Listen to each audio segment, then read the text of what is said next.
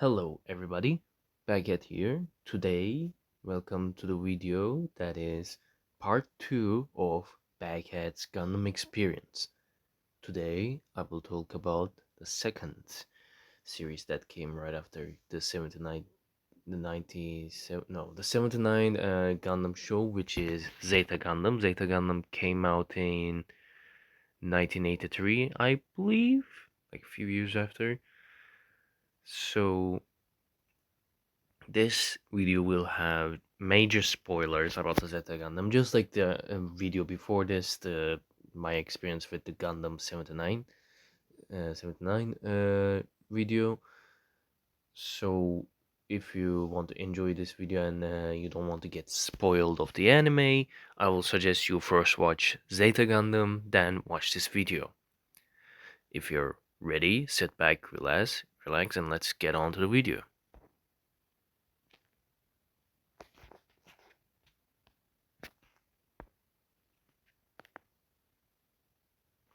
It's UC 70, UC 87. My bad.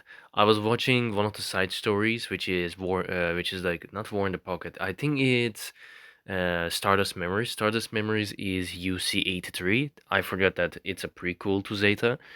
Okay, so welcome to UC 87. It's 6 years after the 1 Year War, which are the events that happen in the first Gundam show, the Gundam 1979, and Earth Federation has won the 1 Year War. They gained power. The Zeon has disappeared for 6 years, and now we start our adventure with two factions for the first half, which are Ayug and the Titans. So Earth Federation is still in Zeta, but they're like the Titans are more in the spotlight. Titans are a faction that work with Earth Federation. They're like a private military, but throughout the anime, like as the anime goes, you realize that even though that Titans is working with the Earth Federation, Titans are a worse villain faction than Zeon, which is, yes, I can't believe I'm saying this because Zeon did have its atrocities with the colony drop, but Titans literally destroy or gas colonies on a whim. Like in this series, at least maybe 3 or 4 colonies get gassed, glassed, blown up, destroyed by the Titans, and their leader doesn't look any better because Jamitov, right here, this old guy, is the leader of the Titans, and his right hand man, Bask, is the main commander of the Titans. He's usually commanding the battleships, he gives up everyone the orders, he's always the right hand man of Jamitov. Even though Titans are like a comically bad, like they're literally comically villain, like they're so evil, it genuinely shocks me how, like, after seeing Xeon, that even though they're really horrible faction, their suits are kind of peak, which I will talk about the aesthetics. Titans make mobile suits out of like leftovers of Xeon stuff, and they combine it with Earth Federation as well. But Titans can also get assisted by a middle faction that I will mention when I mention Ayuk. And Titans are also known for a new human type. I'm gonna say it's like a new human, like a new soldier type, which is cyber new type. Apparently, Titans, or like in Gundam, they started to do human experimentation. So they realize since that kids that are born in the space colonies gain new abilities and they're called new types, Titans were like, what if we make our own new types? Which are cyber new types. Cyber new types are human beings that are enhanced by abilities. Enhanced. Okay, I said that wrong. Cyber new types are regular humans, primarily. Usually, they're usually children that are scientifically enhanced to become death machines in the war. So you can think it as if like cyber new types are like winter soldiers of Gundam because they're usually normal behaving humans, but when a war or a battle starts, it's literally calls to them. Like they cannot do anything but to fight and kill the enemy they were programmed to. So it doesn't matter if they're at your side or the enemies, whatever their orders are when it happens, they will follow the orders. So they are basically Winter Soldiers. And then that's about it for Titans. They're our main villain side. They are horrible beings, and they also like to blame the space noids. Yes, now we have a term for people who live in space noids. Space noids side is surprisingly is more of a good guys because like okay, Zeta Gundam also has the classic message of there is no good guys in war. War is horrible, and yes, child soldiers, women in battle did happen, which I actually want to mention. In Zeta Gundam, there are more female leads, there are more female soldiers. So it kind of shows 1 year war had really rough effects. The population did drop, and now a new war starts, which is called the Grips conflict in Zeta Gundam. And they are so short-handed that any person can be a soldier at this point.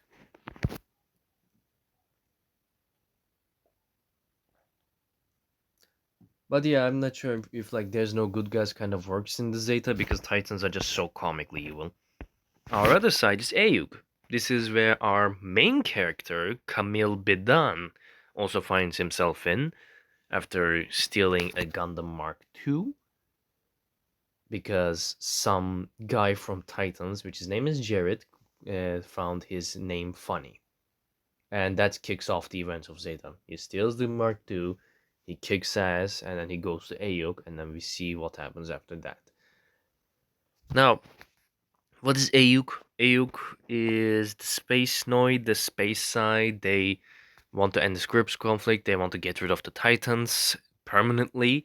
And the main ship we see is this Argama ship, which basically is white base 2, because even though it looks like this, it can transform, and when it's transformed, it looks a lot like the white base you see in Gundam 79.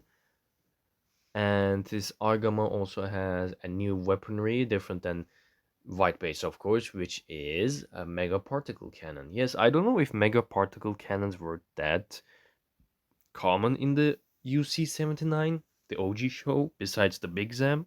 But yeah, in Zeta there are a bunch of mega particle, mega big boom boom lasers, to say. Ayug's leader is Blex.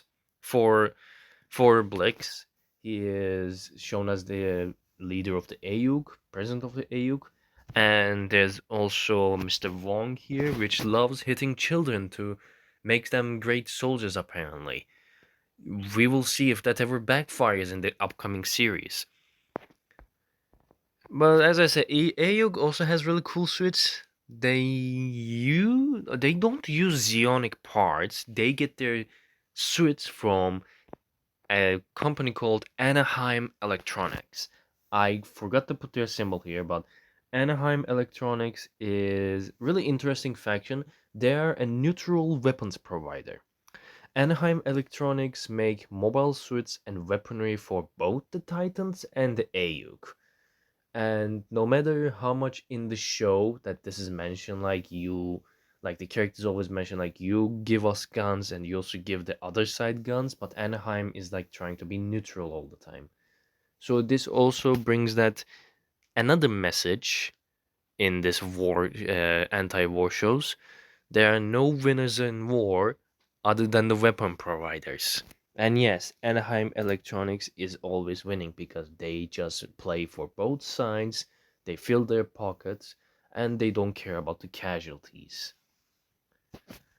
So yeah, that's how AUG gets their mobile suits from Anaheim Electronics.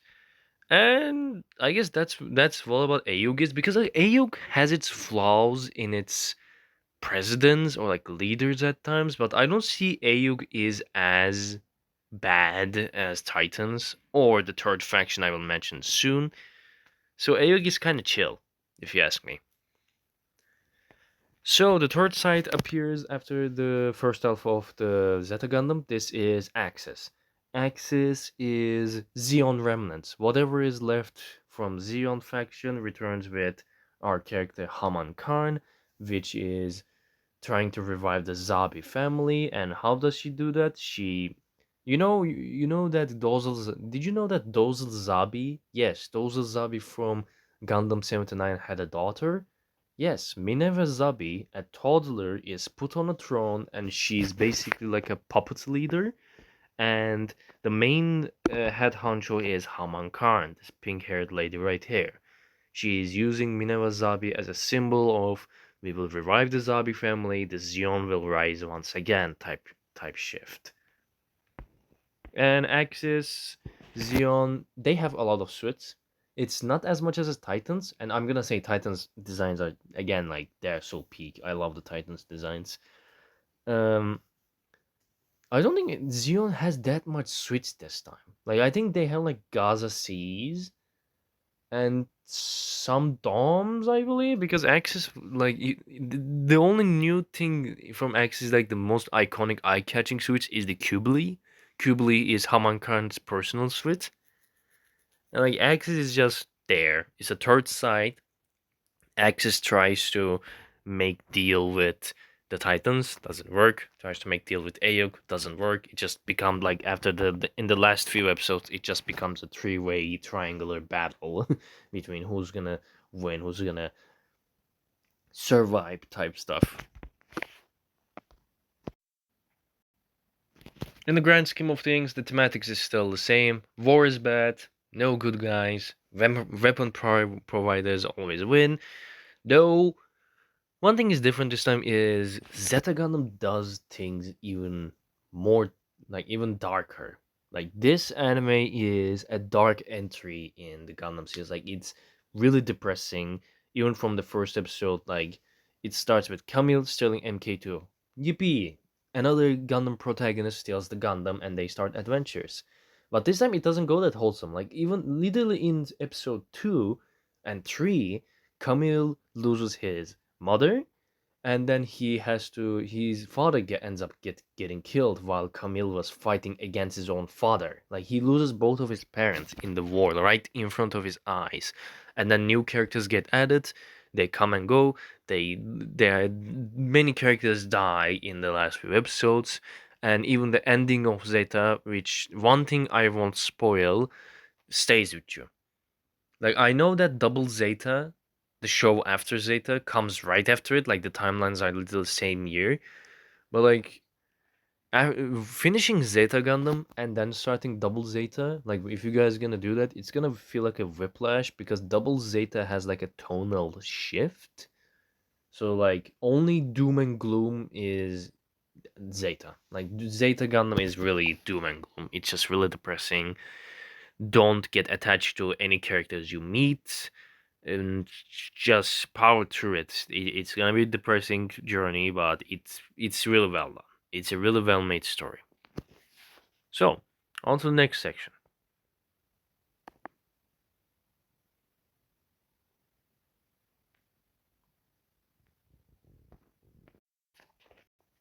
Okay, so characters are like it's probably even better in Zeta Gundam than 79. Like, okay, Gundam 79 had depth to characters. Every character had depth, every character had their story, every character had their arcs, and every character's lost and consequences, yada yada yada.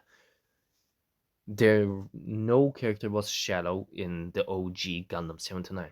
In Zeta, that's even deeper. Like, there are returning characters. First, I want to mention that. Like, Amuro returns, then Kaishiden returns, even Hayato returns, and Hayato adopted cats, and cats grew up, and now he's even in the crew of Argama. There are characters like the captain of the Argama, even Blex, the leader of Ayuk, has his in like their character depths, like they are really well explained. Or we have Quattro Bagina here, who's definitely not Char. He's definitely a different character. Or Bright Noah returns. And with these characters, there's also new characters such as Four, or Fa, or Camille, Yazan, Rekoa, M Machine, Optimus Sirocco, Jared. I hate Jared. Like, all of these characters, even though they appear for like few episodes, just like Gundam 79, are characterized even better than Gundam 79. Like, Um, so our story begins with Camille here stealing a Gundam Mark II because this guy here, Jared, made fun of his name, and that's where the events kicks off. Then we immediately meet like characters like a machine, which was a Titans pilot. Then when she sees how bad Titans is, she joins the AUK. And I want to say, with a machine, there's also a yin yang relationship with Rekoa, because I want to quickly talk about these two characters here, Rekoa and M Machine. M Machine sees how horrible Titans is and joins Ayuk. Rekoa is a character who was in Ayuk, but then she joins the Titans. But Rekoa's arc is done so differently because in Zeta, she's a hated character because she joined the Titans. She joined Titans because Poptimus Sirocco manipulated her or raised her up. But Rekra is actually really interestingly written character to me because she always mentions she is a woman that always chased war, always chased danger. It's the only time when she felt alive. But then she also mentions her woman's side, which she wants to be cared, she wants to be loved, she wants to feel like she belongs somewhere, which her woman's side and her soldier's side always clashes in the show, and she tries to find love by trying to talk to Quattro Bagina, aka Char. Yes, I'm gonna drop the joke now. But Quattro Bagina or Char is also in his own hell, having dissociative identity disorder and trying to fix war while also trying to make a new paradise for new types that he ignores Rekra. Rekoa's soldier's side is more noticed than the woman's side, and the moment Rekoa sees care and love and soft spoken by Poptimus Circo, she's like, "This is where I belong. I do what I want. I am selfish and I don't care. This is where I feel I belong. I do as I want, and I am now in Titans." Which kind of makes sense.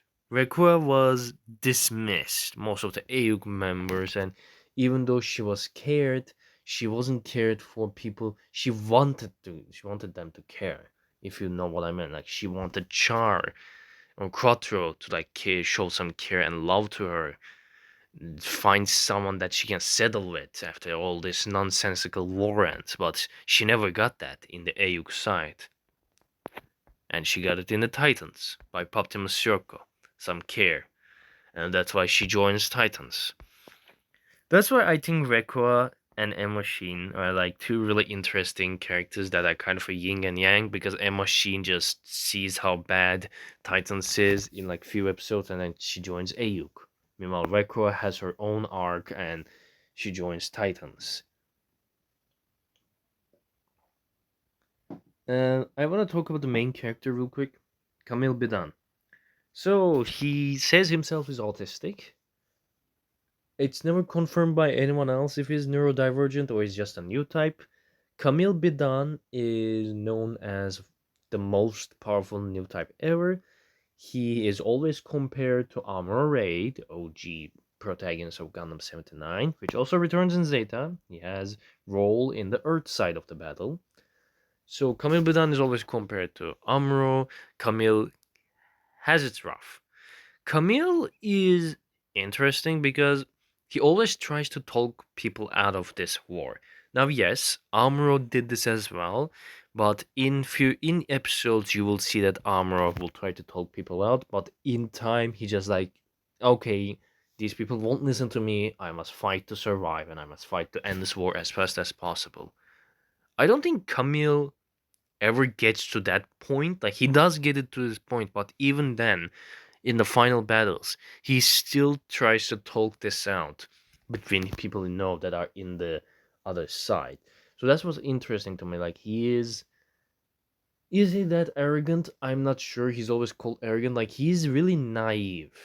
Like he doesn't truly realize that in war, words cannot mean something all the time. He tries his best to save people that are in the other side, but it doesn't work that many. Like it only works once, I guess, with a machine. But in overall, like his efforts are always end up with deep sadness and tragedy.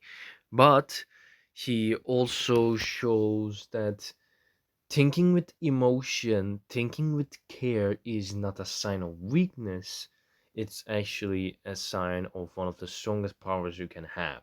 Yes, even though his enemies are all more calculative, even though his enemies always think with their brain, Camille proves that thinking with your heart as well, and the combined fighting will of everyone around you, and that raw emotion can excel you to the point that you are unstoppable. Camille, in that way, is a really interesting character. He is naive, he's emotional, arrogant at times, and he shows that thinking with heart can be one of the biggest strengths a person can have. That's all I want to say about Camille. Bright Noah is back. He married with Mirai. If you don't remember who Mirai was the side captain of the white base in the OG Gundam. Like she was also a new type, which was confirmed in the last episode of OG show. And yes, Bright Noah and Mirai get married. They have two children, which I forgot to like. He has a daughter and a son. The son's is named Hathaway, and the daughter's like Machion. I can't remember the daughter's name. And Bright Noah is back with Bright Slap. He is the proud father of new types. He neglects his wife, his family. I'm kidding. Like, okay, he's not a neglectful guy, but like he always like gets swept away in the battle, and he gets bullied by Titans, which pissed me off a lot. Like Titans deserve to get evaporated by the AUG. No one is allowed to bully the peak father that is Bright Noah. The returning other returning characters are also there. Kaishiden appears for a short while. Hayato is in the Earth arc, like I think it's Neo Hong Kong arc. Same with Amuro. Amuro is deeply traumatized by his battle with Char and Lala, so he's scared to go to space, and he just says that he's trying to move on and try to go back to the battle, and he also finds a way to go back to the battle. He finds a motivation, which is a character I couldn't add here because there was no space, which is Baltorchica. Baltorchica is an adventurous woman who helps Amuro to get that fighting drive back. Baltorchica also has her flaws, but she's a really cool companion, a really cool girlfriend to Amuro. Like she just gets Amuro to go back to that, get that fighting spirit back he once lost, which is quite nice. Hayato is also in the Earth arc. He helps Camille and Quattro to fight Earth threats. He helps Quattro to go to space. He's a plane fighter now. He doesn't pilot any mobile suits. That is pretty cool overall. He's a Chad. Cuts get he I don't think gets swept away in this war. He just wants to join the war, but like he's even younger than Camille. Camille might be 14. Katz is like 10 or something. Like he's really young.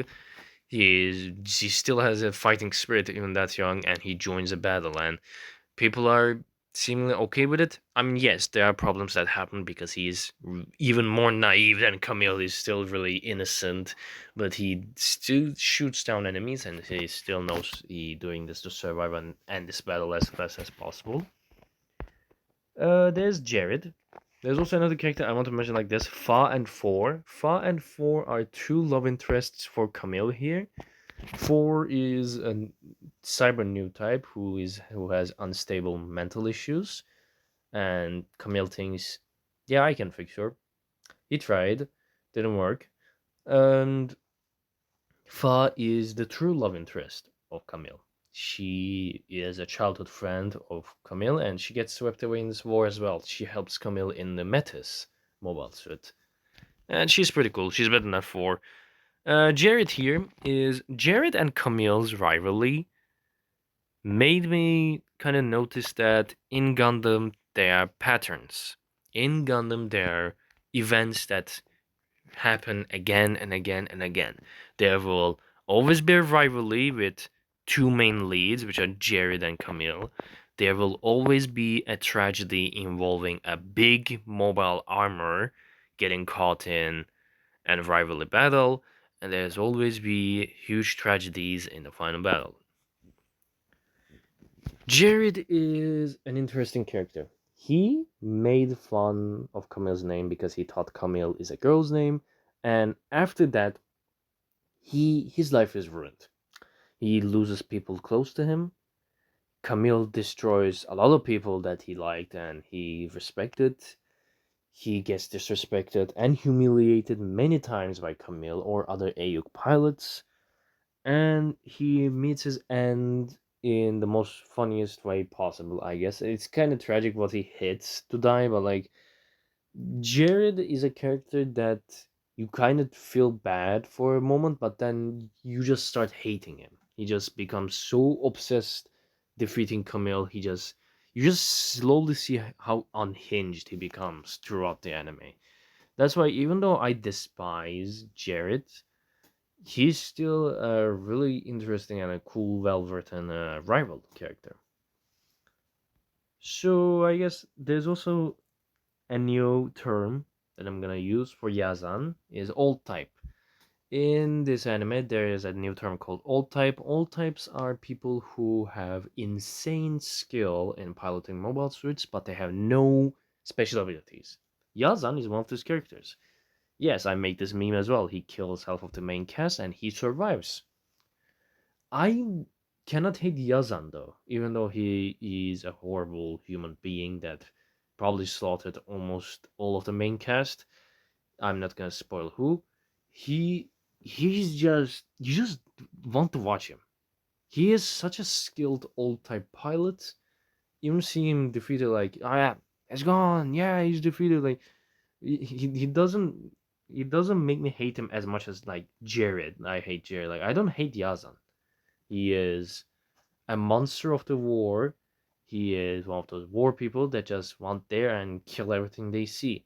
He is a metaphor for the monstrosity of war, and like I guess that's all I can say about Yazan. He's a really interesting character. He's a really weird guy, and he's enjoyable to watch. I guess in his mobile suit battles, he pilots the Humbrabi, a Titan's suit. He's a Titan's pilot, and yeah, Yazan is he's a villain I like. If I'm gonna say like Yazan is something for sure. There's also I think the last like there's I mentioned Char or Quattrobagina a little bit. Yes, Char does reappear in Zeta Gundam as Quattrobagina, but everyone realizes yeah he is in fact Char, but he just doesn't want to accept it. Like I think after killing the Zabi family, he fell into a emptiness because like he's now has identity disorder, and now he says like I'm Quattrobagina, I'm not Char. What do you mean? Who's Char? If you're talking about I'm Quattrobagina, and that's an interesting arc. Like he has his pride, he cannot swallow his pride, and that causes problems. He still cares about his goals, but he also helps Ayuk, and he pilots a really shiny mobile suit called Hyakushigi. It's really gold. It's just really it catches my eye every time I see it. I'm still surprised he didn't get shot up in episode 1. But yeah, Char is interesting.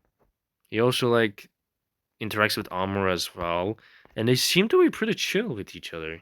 Even though I'm pretty sure there's still an underlying hatred there, but it seems they're quite settled between each other.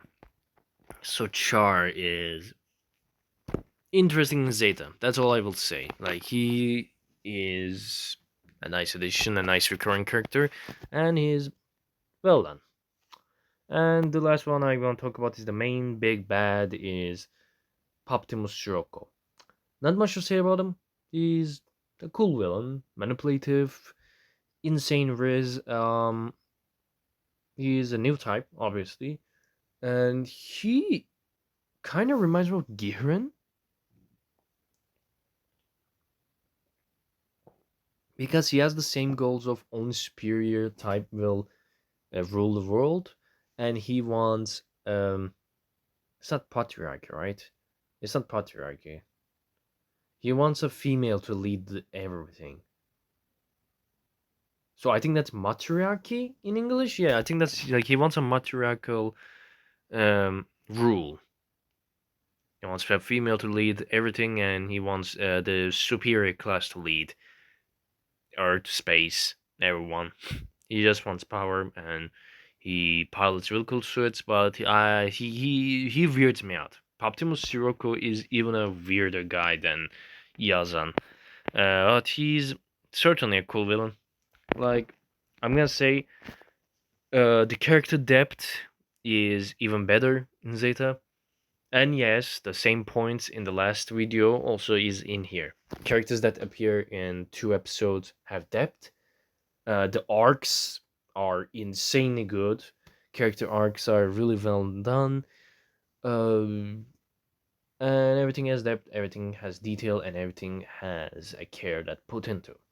And just everything is written real well with the characters. I love it. And the character consequences and sacrifices are do have insane amount of effect on the other characters this time. Like losses, the casualties of war and sacrifices are go really deep in Zeta. And yeah, it gets depressive here as well. So that was a character segment. I guess that's all I can say. Um, it just overall well written characters, depth and detail is still there, and yeah, that's all I can say. All right, next segment. Before I go to aesthetics, I also want to apologize if the character segment was really long because, like, Jesus Christ, like every character feels like a his storybook. Like the depth in UC's 79 increased in Zeta. I don't know. I'm really glad at it. Like, damn, every even though it's like 50 episodes, every character you see feels like you going on a journey on their background, and that's really nice, really enjoyable. Anyways, let's go to the aesthetics. So before mentioning any mobile suit designs, I want to mention that the music of Zeta Gundam is really nice. Just like in UC, the OG show 79, the music is well done for every scene. Sad scenes have their own scene, calm scenes have their own music, sad scenes have their own music, fighting scenes have their own soundtrack. And man, the first half's intro song is so good. I suggest you listen. Like, pause this video and listen to Zeta Gundam's intro number one. It's an amazing boppy, like it's a hip hop. I don't know, it's like a hip hop. Like, it's a really amazing soundtrack. I love the intro music of Zeta Gundam's first self. It's so good. I can't remember its name, but if you search up Zeta Gundam Intro 1 or just Zeta Gundam Intro, it should show up in YouTube. It's an amazing song. You should listen to it. So, the mobile suits of Zeta Gundam. Holy moly, where do I even start? Where do I even start? Like, so first of all, Titans have their own beauties, such as the Psycho Gundam, the mobile armor, Bound Dog, Duo, Psycho Gundam Mark II, and I want to mention that there are a bunch of mobile suits in Zeta that can transform. Yes, Transformers is upon us. Many mobile suits on either side has ability to transform into flying units. Now, these don't look like your average F-16 fighter jet or your helicopter or Nightbird, I guess the name of that stealth bomber. They just like fold into each other and become flying units. And like these are not just for show, but they are really strong. And we see the full capabilities of them very well animated in Zeta Gundam. And to be honest, I want to mention that the animation in Zeta Gundam is even better. Like, of course, that's gonna happen because it's 1979 Gundam and Zeta Gundam is like 86. It's UC 86 in the anime, but I think it usually corresponds to the year it was made in real life as well. So if this is all made in 1986, like damn, how many model kits they sell to make this budget? The animation is so crisp, it's so like good. I love the animation of like Zeta Gundam and the mobile suit. Just yeah, like, Titan's mobile suits amazing. There's also a novel. Oh no, I don't know if this is a novel or like just this picture. This is Advance of Zeta Family Tree. This is like a another prequel. No, oh no, Advance of Zeta is a novel, I believe. It happens before and in between the Zeta Gundam events. Basically, Titans were experimenting with their mobile suits, how many times we can modify it, and this is what Advance of Zeta is. Advance of Zeta is really cool. I suggest you read it. I'm pretty sure it's a novel. But man, the designs are insane in Advance of Zeta. Like Titans has Gaplant, like this flying unit. Like right here, you see the green Gaplant. They're like, what if we made it like this or like that or this that? Woundwards and Hazels and TR1s, right? Like I digress. Advance of Zeta is its own thing, and this is like AOZ reboot, so it's a different can of worms. Titans also, like I said, I'm pretty sure they're using leftover parts because this character right here, this mobile suit Isaac has a Zaku head. And to be honest, the spike shoulder and the rectangular shoulder and the machine gun doesn't help it anyway. But yeah, this is not a Zaku, this is a Isaac. And here's the white suit that is Jubilee I was mentioning. There's the Titan suit Bjarland, a flying suit that doesn't transform to fly around really fast. There's also Hyakushiki, the really shiny golden suit that Char uses. This suit's golden paint scheme is not just for show off, apparently, it's beam coating. It makes it beam proof. Though we never see that in action that well in Zeta, maybe just for two scenes. It's still cool. Is there reused animations in Zeta? Yes, but it's not as much as it was in UC79. So, I mean, UC 79, I couldn't criticize it anyways because OG Show does it really well to hide those reused animations, and Zeta Gundam doesn't need to hide it. It's so minimal that you won't even notice it. And man, the battles are insanely crisp and good in Zeta Gundam. Same with background art, city art, colony art, space battles. That like the quality just jumped. Everything is so well animated. Everything is so well drawn. It's just chef's kiss. I can't wait to see how Double Zeta or Charge Counterattack goes with its quality animation and stuff. That's all I can say about aesthetics because, like I said, backgrounds are amazing drawn, characters are well done, the animation is crisp, and the quality jumped really far from the OG show. And the mobile suit designs are peak. Titan suits are peak. Zeta Gundam is a peak design.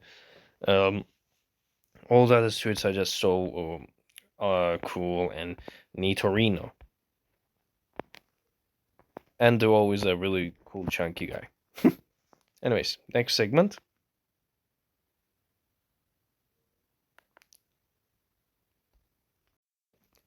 So, closing remarks. Alright, Zeta Gundam. It is Gundam. War is bad. Child soldiers and women soldiers and anyone can be soldiers happen. But even darker, there's even more war crimes, even more depression, even more tragedies.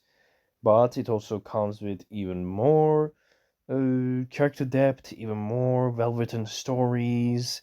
The thematics is still war is bad, but it also shows that emotion is one of humanity's biggest strengths.